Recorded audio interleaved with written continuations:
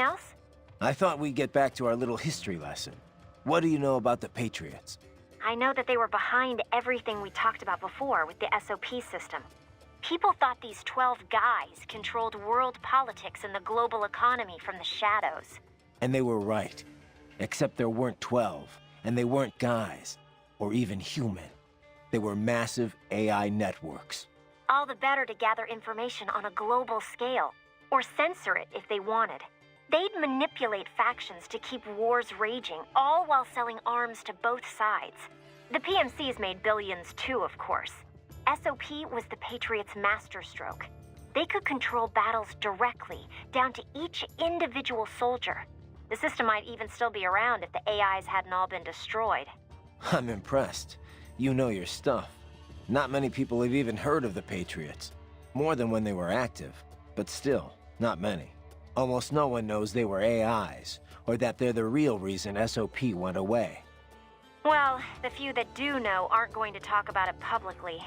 Even the world leaders. Especially the world leaders.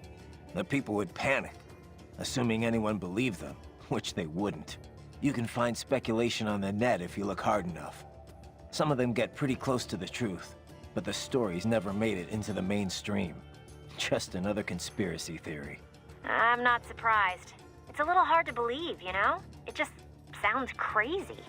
When Kevin briefed me about all this in orientation, I thought it was some kind of BS detecting test. All right, then. Hey, Raiden, let me ask you something. The Patriots. Why would AIs do all of that? I can see why people would want all the money, but AIs? What did they stand to gain from it all? Who knows? Maybe they didn't even know. Optical Neuro AIs aren't your typical PCs. They learn over time, change in unpredictable ways. The core AI, JD, was bent on expanding the war economy. Maybe to fund the Patriots' other activities. Or maybe that's just the way it evolved, like a secondary objective that took over. One of the other AIs said it was created to filter out unnecessary information, gossip, trivia, all for the sake of future generations, to drive the evolution of the human race. Or so it said. Was that the truth? Or a lie? To manipulate me? Who can say? To think. Something like that. Running a nation. And America, no less. It's terrifying. Thank God they were all destroyed. But did it really change that much? Maybe not. Contractors still gotta eat after all. Soldiering for hire's always been a risky business.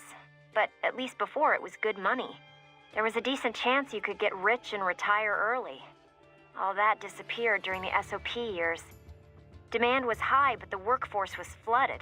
More and more soldiers were willing to work for cheap. It got so you'd have to work years before you could even pay back your initial training and insurance fees. Yeah, I can see Sundowner's point. The global recession certainly didn't help. Unemployment shot up across the US and the EU. Even if contractors gave up and packed it in, there weren't any jobs waiting for them back home. The irony is the recovery was all war-driven. It wasn't a general recovery at all. Not only did globalization exploit the poor countries, but it crippled first world employment too. And SOP's gone. But now we've got these PMCs that are basically mobsters. Just thugs in uniform. Yeah, not a pretty picture. What's up? No? Did you need anything else? No, just wanted to... Oh. Doctor, you have anything more on these cyborgs? Only what we went over in your briefing, if you had been paying attention. Standard military-grade cyborgs. MCFC integrated carbon nanotube muscle fibers. Impressive response time and power yield when focused correctly. Most will likely possess extrasensory skills as well. Infrared vision is almost standard these days. They can function without breathing for short periods of time. Okay. Nothing I didn't already know. Not all cyborgs you face will be the same, of course. You may notice a range of different capabilities. It all depends on the manufacturer. Muscle fiber and neurotransmission technology is advancing all the time. Of course, you have the very latest science has to offer. A typical cyborg is no match for your equipment. If you do say so yourself. No, I realize combat is about more than the equipment. Situational awareness, predictive ability, nerves. One must determine a course of attack or defense and execute on a moment's notice. Reaction time is key. Cyborg enhancements do not change that. Agreed. Hey, Doc, I'm curious. Can I recharge off any cyborg? Even a non-military unit? Not that I ever would, of course. A pedestrian cyborg? I very much doubt you will encounter any of those on this op. Besides... Against the rules of engagement, I know. Like I said, just curious. In theory, then. No, I would doubt very much that you could. Even from those that opted for complete body replacements due to injury or illness, you know. Though I have heard of some very wealthy clients who wanted to fight the effects of aging. Doctor? Ah, yes, your question. No, extracting MCFCs from pedestrian cyborgs is unlikely. Most non-military enhancements use polymer muscle fiber that is a generation behind yours. Carbon nanotube would be a bit much for anyone who wished to lead a normal life, you know. And polymer systems can be powered by rechargeable electric batteries.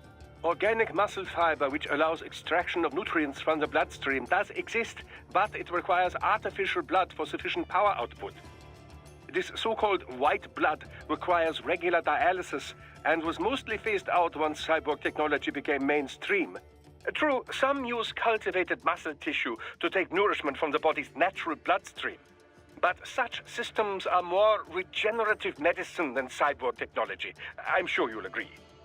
Of course, natural musculature or no, if the body is equipped with a ceramic bone structure... Can't get energy from non-military cyborgs. Got it. Well, one moment. I have more... Thanks, Doc. So, as I was saying, there are many differences between pedestrian and military cyborgs. You're still on about this. Now, first and foremost, military cyborgs are generally full-body conversions. You mean as opposed to partials? Yes, as opposed to just grafting on an arm or leg where a myoelectric prosthesis would suffice. As I have said, for the general public, these full-body replacements are quite rare. Quite rare. Only in cases of extreme injury or illness, generally. Perhaps a few eccentrics who wish to live longer. In any case, most pedestrian cyborgs are no more than an artificial limb or two. We call these partials. Doctor, I know. I just said that. Partials enhancements are not designed to meet the rigors of military use. A pair of synthetic arms attached to an organic body cannot match the power of those on a full cyborg. Total body conversions also armor the entire soldier against stray ordnance and minor injury. This is why wounded contractors most often opt for the works rather than simply replacing the lost limb. I hear it's why most of Maverick cyborgs had it done, anyway.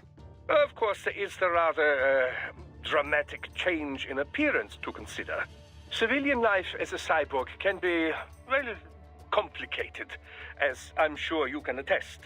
But for the field, man and metal, capability beyond the natural human body, it has a functional beauty. Beauty or beast? Both lie in the eye of the beholder, which brings us to the senses. Machine implants can also restore lost vision and hearing, and with added sensitivity, as you know. Such options have become standard in most military conversion packages, along with pain suppression and dampening less useful emotions, similar to how SOP operated. Yeah, no matter how hard I'm hit, it doesn't really hurt. Of course, everything has its limits. Do not let your high threshold for pain make you reckless. Understood. Doctor, about my pain threshold. It doesn't hurt exactly, but I can still feel it. It's not painful, but it's still pain. It's hard to explain. Well, your nervous system is still fully intact, of course. It would be dangerous for you to be entirely unaware of your body taking damage. Instead, your nerves are controlled such that pain is no longer so unpleasant. How do you mean? Take epinephrine, for example, or adrenaline, as you might know it. This hormone makes it harder to feel pain, yes? Your implants work using a similar method. Yet, for all we now understand of the nature of pain, much of it remains a mystery. How so? Well, why do we feel pain? Evolutionarily speaking, of course, to signal external injury or internal sickness. If the body is threatened, pain notifies the brain so it can take steps to ensure survival. In other words, pain has a clear and logical purpose. But in certain cases, pain can drive more unconstructive behavior. In situations where fight and flight are both still options, one might simply break down crying or drop to the ground and begin writhing about. This would appear only to diminish one's chance of survival, not increase it, yes? Maybe there's some other factor at play. Well, the most common theory would link pain with the societal nature of humanity. If no friends are close by, then experiencing pain might indeed reduce your likelihood of survival. But if allies are near, these expressions of pain serve as a plea for help. Thus, you are more likely to live. Fear of pain might also discourage one from entering a dangerous situation in the first place. Whatever the reasons, the data clearly shows that survival rates rise directly with sensitivity to pain. The converse is also proven. Those less able to feel or express pain have a lesser chance of survival. So, mankind has evolved as a social animal, and in the process, pain has become more pronounced, more visceral. A little pain never hurt anyone, huh? But if pain is there to ensure survival, well, what's that say about the future for us cyborgs? As a transhumanist, I do not believe all evolution must follow the exact method Darwin posited. Cyborg technology is still survival of the fittest, after all. Just in a new form. You should be proud of what your body has become. It is the culmination of great achievements in science. Me? I had nothing to do with it. The credit's all yours. Well, yes. I should be proud as well. Doctor, about my fuel cells, the electrolytes. Do all military cyborgs use the same type? I'm not gonna run across anyone, you know, incompatible with me, am I? An excellent question.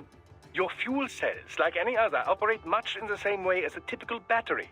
They do not need replacing after a single use, of course, and they do not require recharging. They do, however, require a fuel source. That much I know already. Yes, there are several different types of fuel cells. Phosphoric acid, MCFC, molten carbonate like yours, solid oxide, and so forth.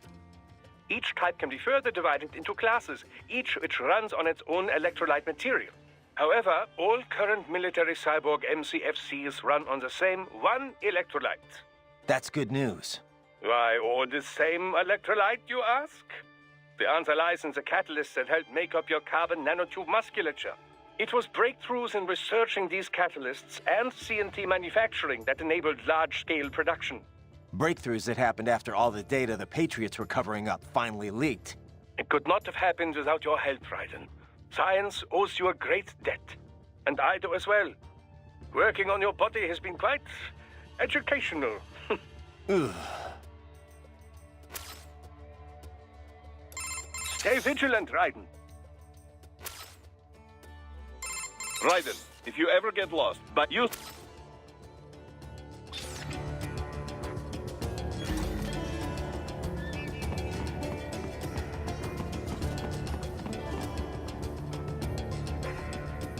Raiden, if you ever get lost, use augment mode to check your next objective.